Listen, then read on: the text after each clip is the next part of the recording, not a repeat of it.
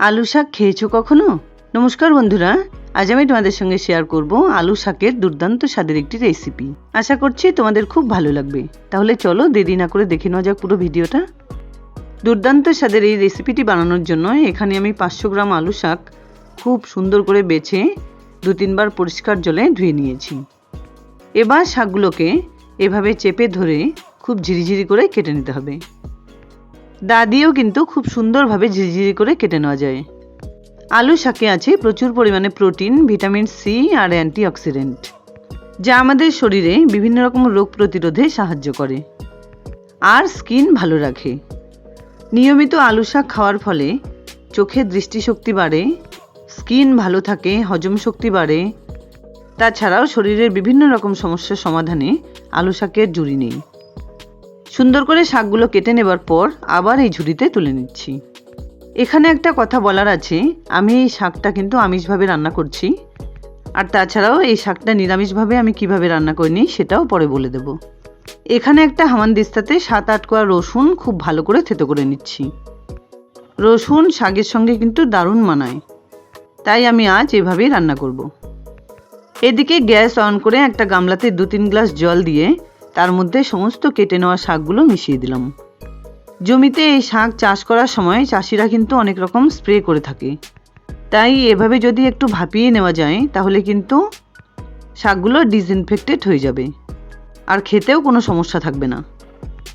2-3 minute শাকগুলোকে এভাবে ভাপিয়ে নেবার পর জল থেকে তুলে নিচ্ছি। এই শাক রান্নার আগে অবশ্যই কিন্তু এভাবে একটু ভাপিয়ে নিতে হবে। এবার এটাকে পাশে রেখে একটা কড়াইতে 2-3 চামচ তেল দিয়ে দিলাম।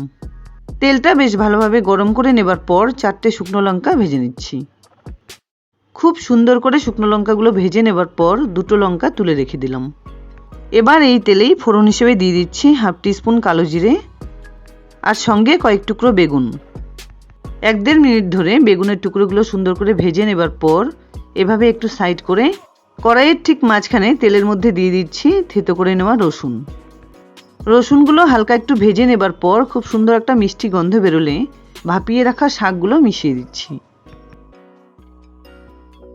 হালকা একটু নাড়াচাড়া করে মিশিয়ে দিচ্ছি পরিমাণ মতো নুন, 1/2 টিস্পুন হলুদ গুঁড়ো, আর এর সঙ্গে দিয়ে দিচ্ছি 4-5টা চেরা কাঁচা লঙ্কা।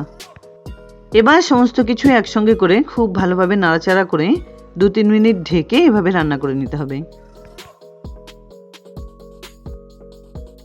2-3 মিনিট পর ঢাকনা খুলে একটা হাতা দিয়ে খুব ভালোভাবে থেতলে নিয়ে বেগুনগুলো শাকের সঙ্গে মিশিয়ে দিতে হবে।